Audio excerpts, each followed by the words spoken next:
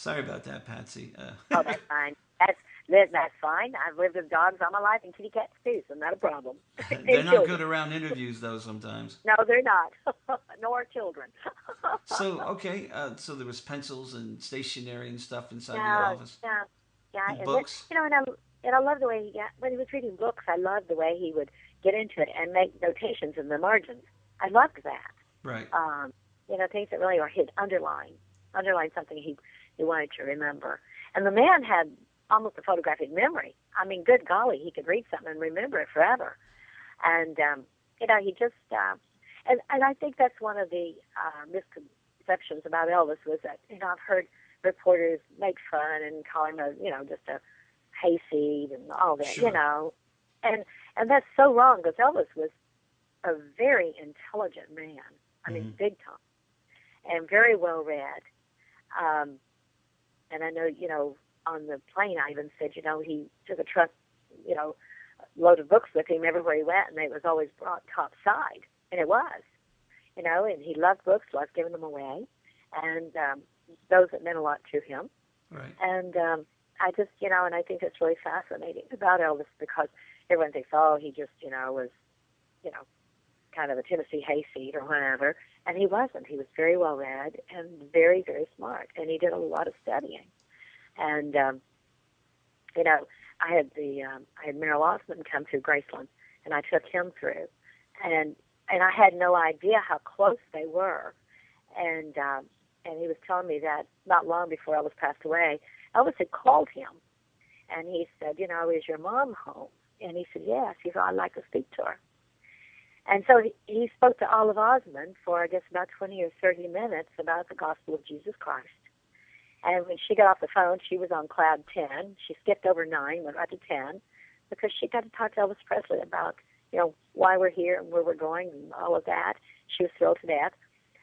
But I thought it was very interesting as he was talking that Olive Osmond and Gladys Presley look an awful lot alike.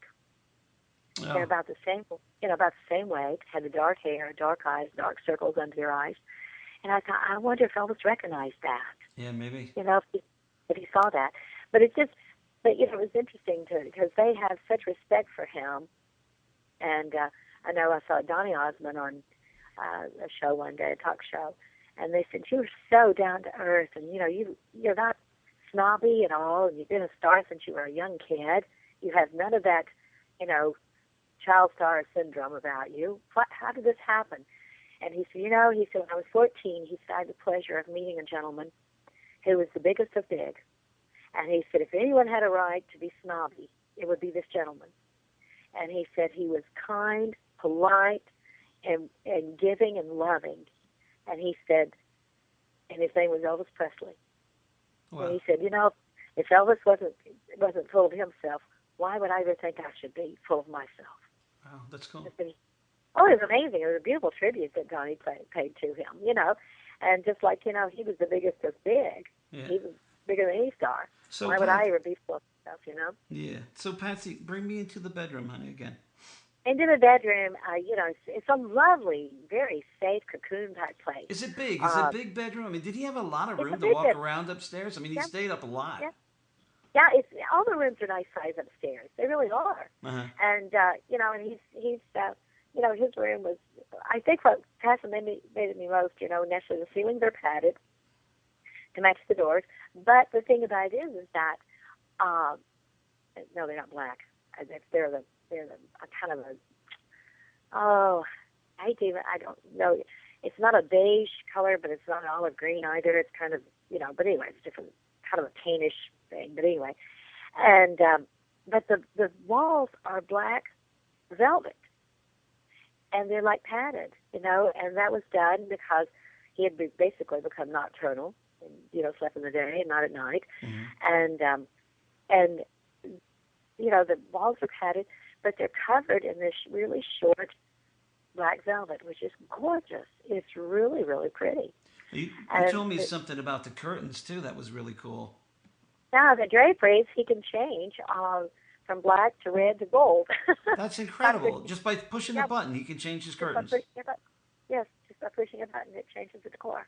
Hmm Really pretty cool. Now that's Elvis, Patsy. You got to admit that's Elvis. Oh, that's Elvis. That's definitely Elvis. And the TV's in the ceiling, that's Elvis. So it's just, yeah, it was, and it's a really, I had to laugh because the first time I went upstairs, Jack Soden was with me. And I said, now, Jack, I want to tell you what, you can fire me if you want to, but I'm going to sit on this bed. And he said, you're going to sit? I said, yeah, go sit down on this bed. Absolutely. I like to tell you, Joe, that's the hardest bed I've ever sat on in my life. Oh, I bet. I mean, it has no give whatsoever. Apparently, he liked his mattresses really, really hard. And the same on the airplane. I mean, it's hard as a brick. And I looked at Jack and I said, I now know why Priscilla left.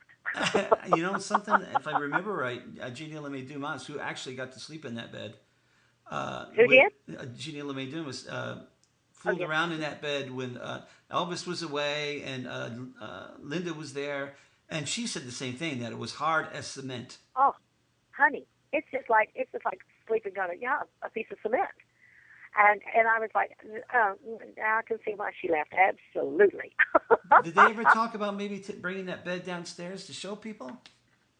No, it's really large. I don't think they'll ever, I guess they could, but I can see them possibly building a replica, but I don't see them ever taking it down because it's kind of built in there, and so I think it would be very difficult to do that. Okay. Now he had a video camera at his bedsides and stuff, so he could look downstairs and see who was around.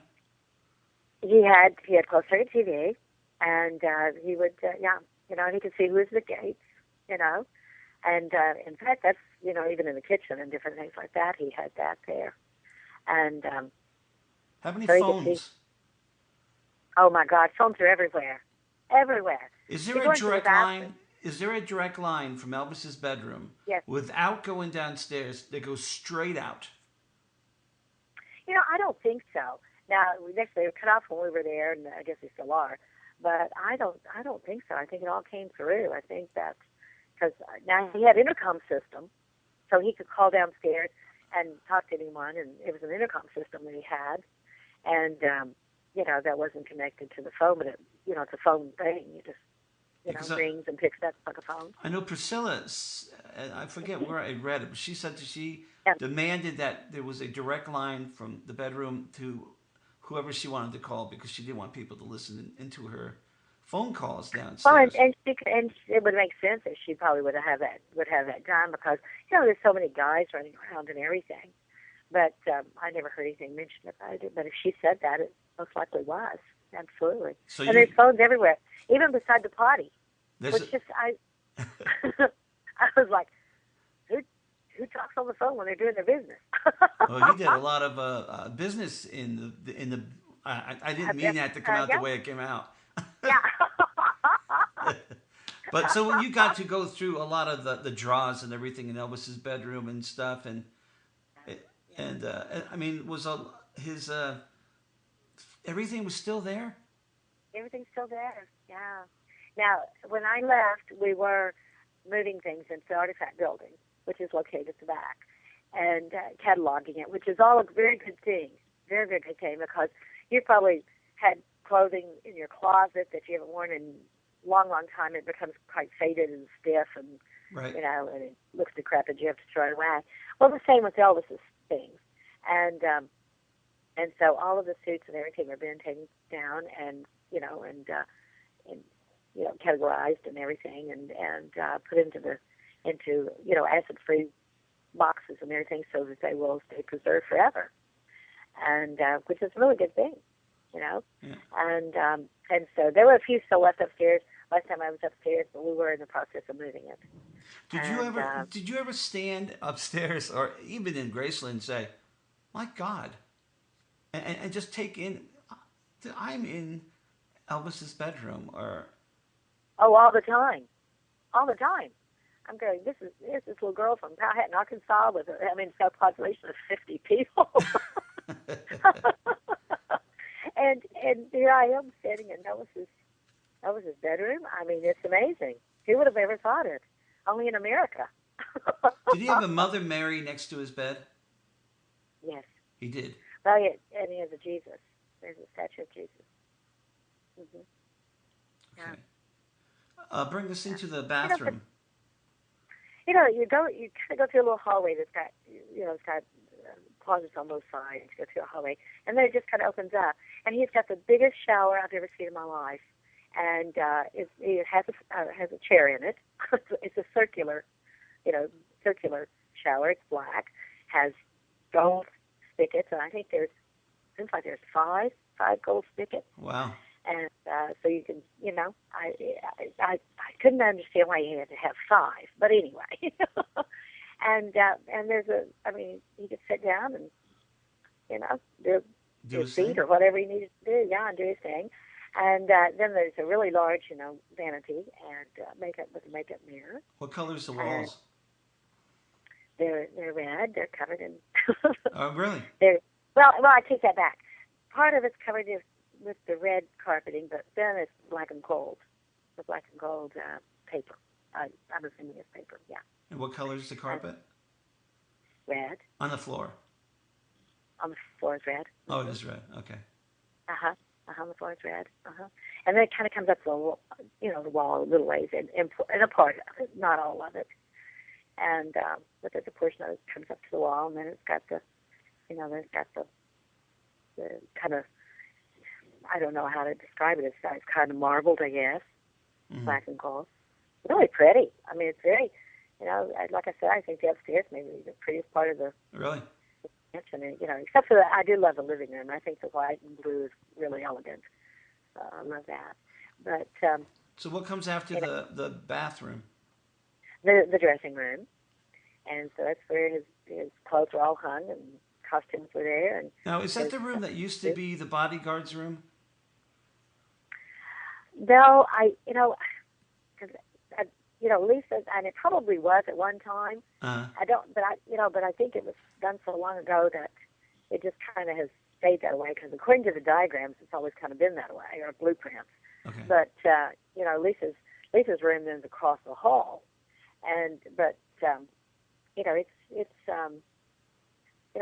it could have been a bedroom at one time, absolutely. So it's a big dressing room, though. It's a big dressing room, Give me the colors. You know what? And I'm not for sure I'm remembering this one correctly, but it seems to me like it's kind of a beige.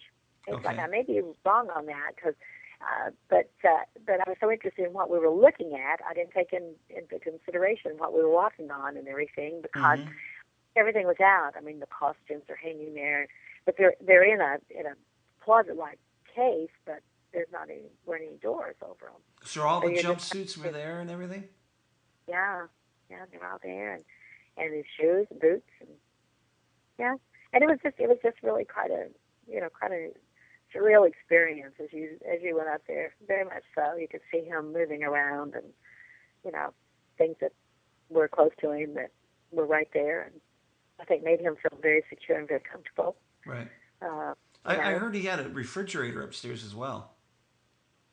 That's in Lisa's room. Oh, okay. And, and Lisa's room was done in white and yellow, and had a day bed and then her crib and different things. And something I want to also say, they were advertising the first exhibit of Lisa and Elvis. That's not true. Todd Morgan and I did the first exhibit of Elvis and Lisa. Okay. And Elvis up close, just to make that little statement. Now, was the hamburger bed there when you were there? Yes. Well, actually, yes. And we brought it down and put it on display when Todd and I did Elvis up close. Right. The hamburger bed. Now, one of them, was downstairs off from the TV room, and Priscilla had it burned. It is true then. It is true. That is true, yeah. So the original is no longer? Well, the one that's on display now still did, that was the one that was, and I believe it was in Lisa's bedroom at one time. Oh, okay, so she had the fake one burned. Yeah. Oh, okay. Yeah. And I think it had gotten just really disgustingly nasty. So anyway. Okay. But but this one's really cool because it's got the TV in the canopy part of it, and you've seen it. It's the one that's got all the fur, white fur. Yeah. Yeah. and it's really quite a cool. I mean, it's quite a cool bed, needless to say. Does she have a lot of So, closet space? Does she have her own bathroom and stuff too, or? yes, it has her own bathroom, right? And the closet area. Yep. Well, now was So there it any was, other rooms?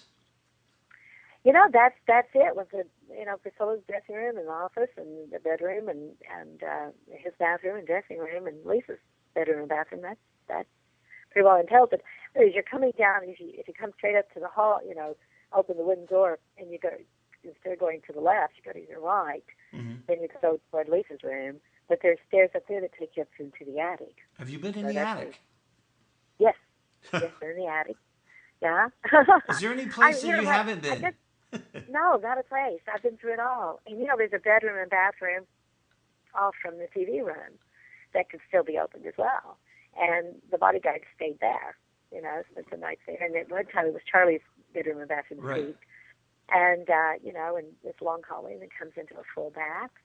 And that's kind of an interesting area as well. And but up in the attic, I think what floored me when I went into the attic was how really clean it was and so very neat and tidy. I was just amazed. Most attics you got furniture stacked, you got old trunks stacked, you got boxes stacked. Right.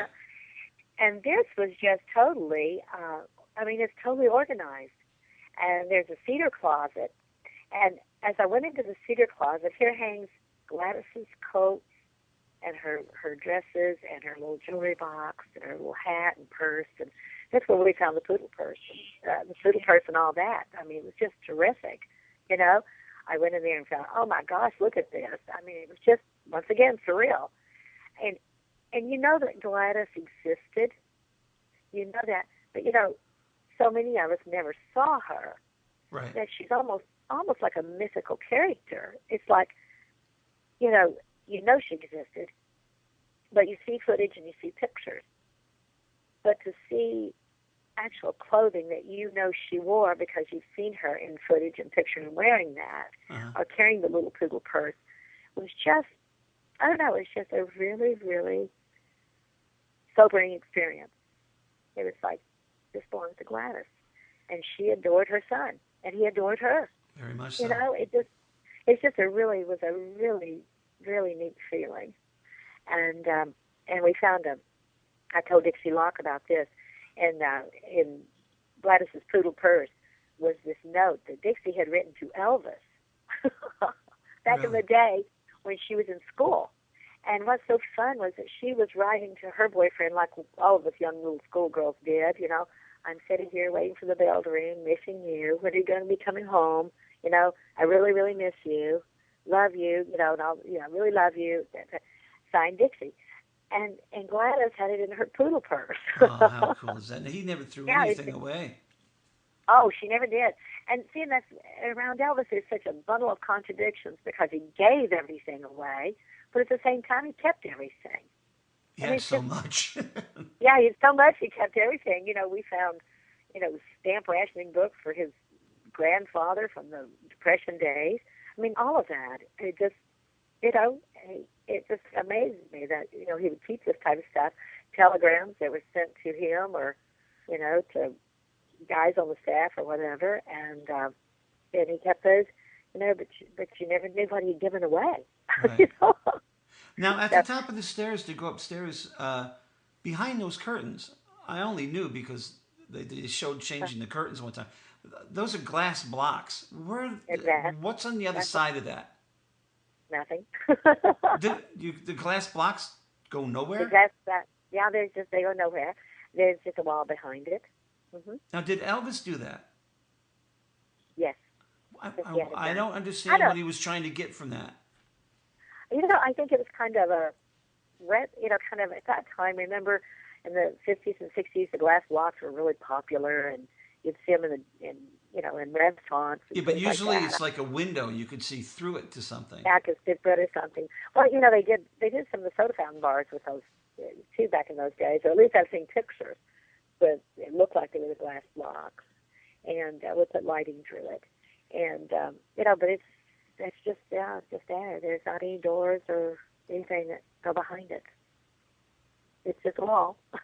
Wow. Hey, So, the wallpaper in the hallway. I've hmm seen like a film. Actually, this is Elvis. What is that wallpaper? It's like trees or something on it, or I don't remember that. That's the strangest thing because I don't. To me, it's just grass cloth. The same okay. as it followed up, and I don't remember any patterns being on it at all. And at the same time, I may have not been observing that because I was in a hurry to get into the room and see what was in there. And but to me, it's just grass cloth. So Well, I'm going to ask you to bring us to one more place that people don't normally okay, go. Can you bring us okay. upstairs in the racquetball court? That's really a cool area, and I'm surprised they haven't opened that. But it may be the same problems with people tripping up or falling down the stairs. There's always that insurance thing to be thought out. But excuse me, they had there's dressing rooms. The carpeting's burgundy. It's a gorgeous carpeting, very thick, as all of his carpeting is, very very thick. And they have the dressing area and the showers and the bathroom, etc. Then you go, there's a loft area that looks over to the court, so you can observe who was playing and all of that from that area.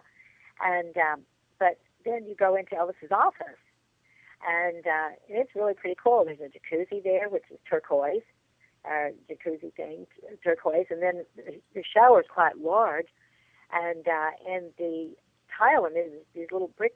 I mean, looks like little small bricks, and they're done in like turquoise and kind of an olive green and gold, and it's really pretty, very Uh, very nice, very pretty, and he has a little balcony off from his office, so he can walk out there and look over the property and see what else is happening in the backyard, and then there's a sun deck and a jogging track on top at the very top of the racquetball building, mm, and you could go out in the sun or do a little jogging. Yes. So, I mean, the man had everything. What can we say? Jeez. yeah. Did they ever have employees there that tried to take photos, like from upstairs or the racquetball court? I mean, I'm sure. And another question: that Sure. and is it true that it almost seems like they purposely don't hire fans? I understood that, and I guess I slipped under the. In fact, I think Jack even told someone that I kind of slid under the rope, and So it's true they yeah, don't. I think it was true at that time. Don't know if it's true now. I think that probably, yeah. What they were concerned about was that fans would be more inclined to maybe take something because Sure. it is a souvenir, and I think I kind of set that apart because I mean, if anyone could have taken things, it would have been me. My golly, I had, I had 13 jumpsuits in my car. You know, Uh, going to the cross cleaners to have them cleaned and maintained. No one knew what suits I had taken. You know, and if I had wanted to take a couple of jumpsuits, I could have done it and never been detected. mm, However, except for the big rolling screen across my forehead that would have said I just stole two of Elvis's jumpsuits. You know, right. I mean, there's no way I could do that ever. In fact, I had to laugh when we hired the two archivists. One of them came into my office, and her name's Terry, and she said, "I want to know, are you the one that pinned all the little tiny Ziploc bags very carefully to the inside of Elvis's jumpsuits with the little stones and nailheads in them?" I said, "That would be me," Oh goodness. because sometimes they would come off during cleaning, you know, Yes. and so I didn't know how to replace them, but I didn't want them to get lost in the suit, the originals. So I would take little tiny Ziploc bags with stainless steel pins and pin it very gently to the inner lining of the jumpsuit. So it's still, so they replaced them. But anyway, but I was trusted with everything as well as Todd. We were totally trusted, and we did not betray that trust ever, Good. not Hey, ever. give me another song, and we'll come back for another 15 minutes, and then we'll be about done. It's got to be My Wish Came True. Oh, what a gorgeous song! And Millie Kirkham, ooh, she does her thing on this song. Okay, you got it.